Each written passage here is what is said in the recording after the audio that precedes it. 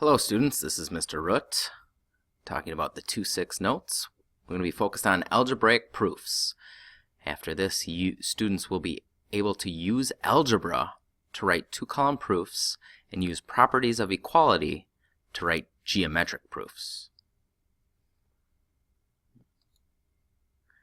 Alright, some vocabulary. First of all, an algebraic proof is a proof where you prove something is true with algebraic statements. Right, now we've got your theorem book, and in your theorem book you have these properties of equality. Okay, we have an if A equals B, then A plus C equals B plus C. These all deal with equations. All of these are dealing with equality, so anytime you have an equal sign. All right, again, these are in your theorem book. I would suggest highlighting these for this unit, maybe in a different color than you used last unit, so you know they're kind of separate, right? But everything builds on itself. All right, we've got the addition property. If you add something, it has to be the same on both sides. Still stays equal. Subtraction, all right, subtract on both sides, stays equal. All right, multiply, divide. You guys have solved using all of these, and you always do it to both sides to keep it equal. Reflexive property. Okay, A equals A, 5 equals 5, 10 equals 10. All right, seems easy, but this is just a step, or this is a property that justifies that. All right, seems obvious. Symmetric property, same thing. All right, seems obvious. All right, but this is the official property that says that. Transitive property, just like the law of syllogism. If A equals B, B equals C, then A equals C. These are all properties of equality, just dealing with equations. So the real difference between the law of syllogism and this property is this deals with equal signs. The law of syllogism deals with words, phrases. Anytime you're dealing with congruence, you can use that too. Substitution, all right, if A equals B, you can just substitute B in for A or A in for B in any equation or expression. And then the distributive property, multiplying on the outside of grouping symbols, can multiply to each part inside. All right. Okay. We're going to be using two-column proofs today. So we're going to justify our statements with two-column proof. A two-column proof is exactly that. You've got two columns, you state what you do, and then you have a reason that you wrote it down, all right, or something, the reason that it changed. Today we're also going to be using geometric proofs, which are proofs using geometric properties. All right. With this, kind of like the reflexive property of equality, we just have the reflexive property. All right, anytime you have, all right, basically a line equals itself, an angle equals itself. All right, and again, it's dealing with equality, so it's the measurements. So the measurement of a line is always itself. The measurement of an angle is always itself. Same with symmetric, and then transitive. All right, so you're going to be running in a few of these. You need to write a two-column proof to verify that the conjecture is true. And in this conjecture we have if the sum of 5x plus 1 divided by 2 minus 8 equals 0, then x equals 3. Now we need to prove this. Last year you learned how to solve problems, or solve algebraic problems for a certain variable. All right, this is basically the same thing, except we're just putting in a proof. So whenever you have your two-column proofs, you got your line down the middle, you got statements on the left, reasons on the right. All right, and then you just got to number your steps. The first thing you always do, write down whatever you're given. All right, we are given the hypothesis. All right, we know that 5x plus 1 over 2 minus 8 equals 0. Right away, all right, we write that down, and the reason we wrote it down is because it was given to us. All right. Now, when you solve this type of problem, all right, you always kind of, first, the order of operations means we would have to do this, so we just do the opposite to both sides, all right, and do it right here. So we would add 8 on both sides.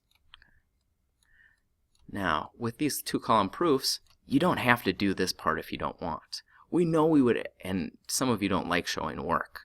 All right, we know we would add 8 on both sides, so we can just say, hey, we're going to use the addition property, and when we use the addition property, we're going to end up with 5x plus 1 over 2 equals 8. Then from here, the next thing we would do is we would multiply both sides by 2. So we know we're going to multiply both sides since we have to do it to both sides. All right, our next step is the multiplication property of equality. All right, if you want at this time, you can write times 2 on both sides, but because you have this reason here, you don't have to.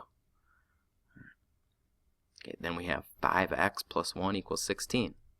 All right, from here, again, we'd know we would subtract 1 on both sides. Again, if you want to show work, you can. All right, just right in here. All right, we know we're subtracting on both sides to keep it equal, so it's the subtraction property of equality. We're going to end up with 5x equals 15. All right, last step, we're going to divide both sides by 5 so we can get x by itself. All right, so that's the division property of equality. And when we divide both sides by 5, 5x divided by 5 is going to be 5, or x. 15 divided by 5 is 3. We now in our statement have exactly what we want to prove, so we're good to go. Make sure you're numbering your statements and your reasons so you know what reason matches up with your statement. All right, let's do one more. All right, in this example, it says write a 2-column proof to verify that the conjecture is true. Our conjecture: if angle A is congruent to angle B and the measure of angle A equals 37, then the measure of B equals 37.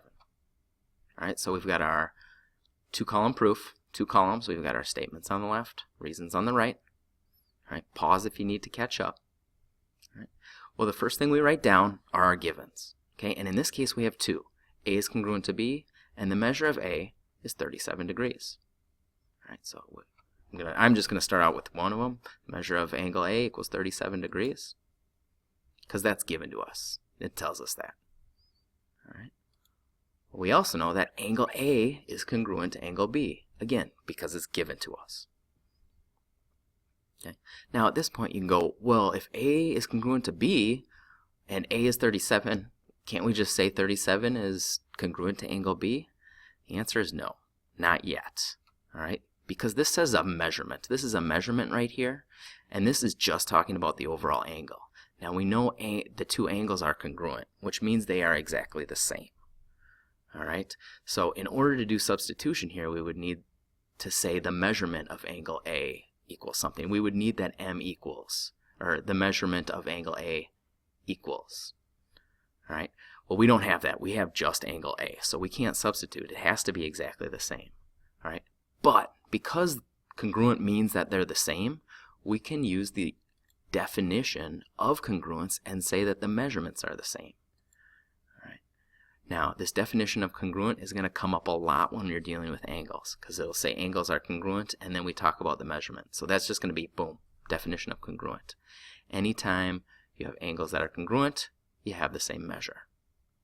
All right, same thing with line lengths. If the lines are congruent, their lengths are congruent. All right, so now we have the measure of angle A equals the measure of angle B. At this point, if you want, because we have the measure of angle A here, measure of angle A here, we can substitute 37, all right, in for angle A. All right, we're just substituting. We're rewriting, but instead of angle A, we write 37. All we did was substitute. We used the substitution property. Again, if you want to abbreviate some of these, because I know you guys write a lot, go ahead. Just needs to be obvious which property are you using. Okay. Now, at this point, we need to prove the measure of angle B equals 37. We don't quite have that. We have 37 equals the measure of angle B. We just need to flip that around. Well, use your theorem book. All right, we've got a property that says that. All right, we can just flip them around. The measure of angle B equals 37, and that's just that symmetric property. All right, symmetry means same on both sides, so you can just flip it around, and then they're same on both sides.